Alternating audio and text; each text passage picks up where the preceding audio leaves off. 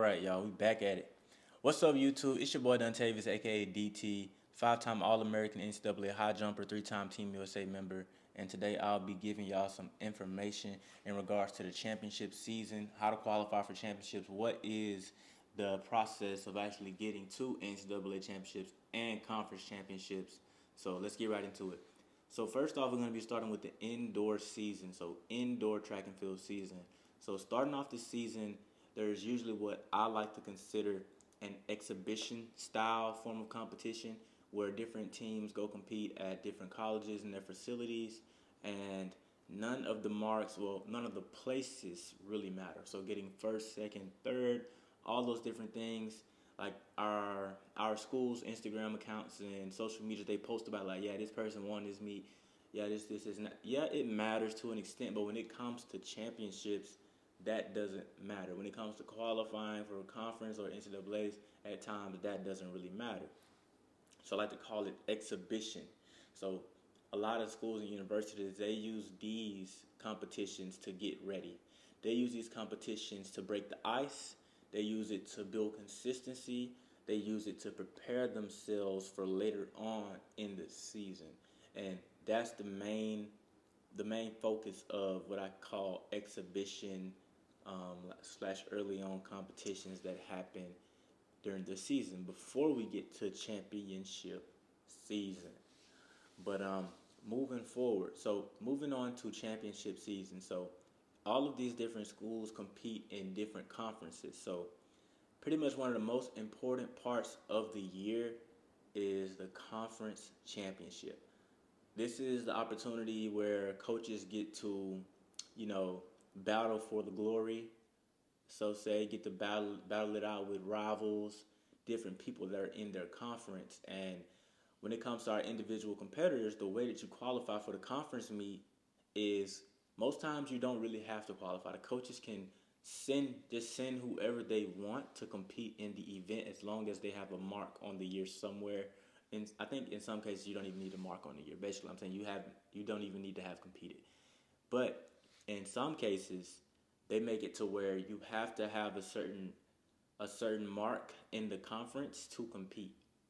They do this to prevent coaches and different universities from flooding an event with a bunch of different athletes. First off, I'm pretty sure it's usually three entries per event.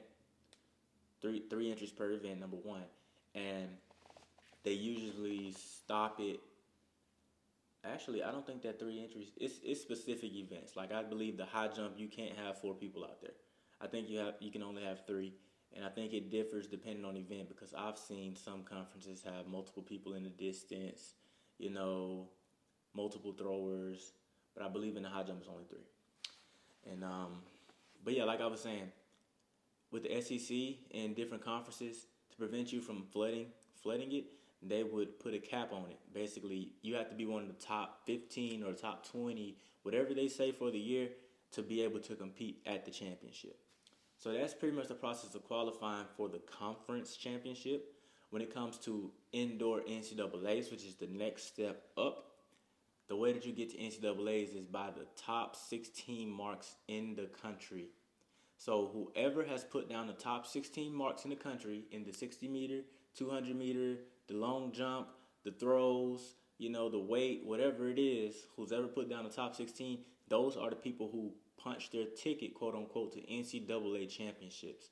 That's how you get there.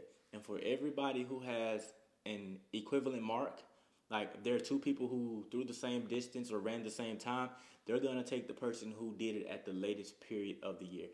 And I'm pretty sure that they do this because they don't want they want the best person right now. They want the freshest legs that just did it. They don't want the person who did it 3 months ago at the first meet of the season. They would much rather have the person who did it right before the championship, I'm assuming, so that they can have what they consider the best competitor in the field, which isn't always the case, but that is the way that it works. And yeah, when it comes to competing at the NCAA championships, the way that they usually do it is the top eight people get first team All American, and the bottom eight people get second team All American for 16 people total. And if you get the first team All American position, you get a trophy, you get a medal, a medallion, and you get a certificate. Basically saying congratulations on being a first team All American, and it's signed by either the commissioner or of the NCAA.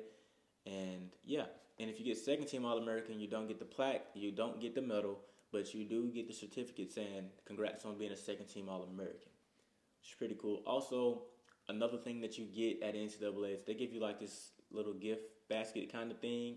You get a participation trophy. It's like a circular, rounded little. It's almost like a coin that you get for qualifying for the championships, and you also get other things like a water bottle. Sometimes it's an umbrella, a roller.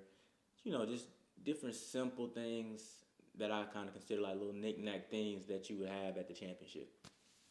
Um, but yeah, that is how it works in the indoor championships. That's everything how to qualify for conference and NCAA indoors. Now moving on to the outdoor season.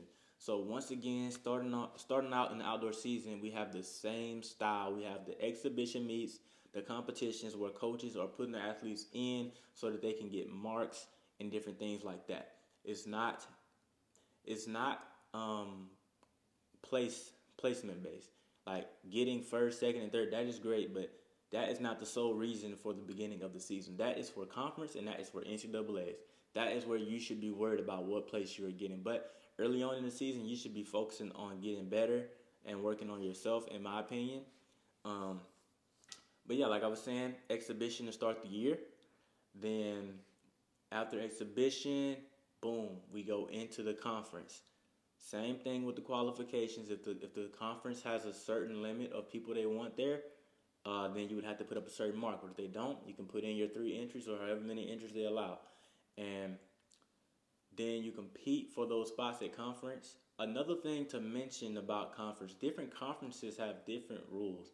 Like in the SEC, they only give medals to the top three. I believe in the ACC they give medals to the top eight. Um, everybody does it differently. I guess they want to be more inclusive in their conference. Like, oh, you were top eight, and boom, boom, boom. Just like with NCAA's, they kind of treat it the same way with their conference. SECs, only the top three get it, which is the most powerful conference. No disrespect to the other conferences, but they know the SEC is the best conference. No disrespect, but I just competed there, so I am gonna advocate for the SEC. Um, yes, but continuing on, we have after conference, then we have NCAA regionals, which is what they consider the first round of the playoffs or the first round of NCAA championships. So with this, we have teams competing in the East region.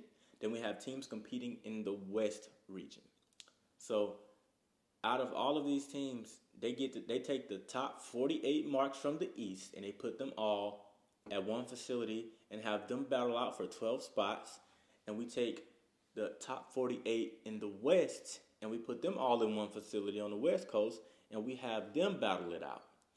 Um, so that is how that works. You take your top 48 from each region, make each of those 48 battle for 12 spots, then you bring those 12 and that 12 into one field of 24, and they compete for it all at the NCAA championships.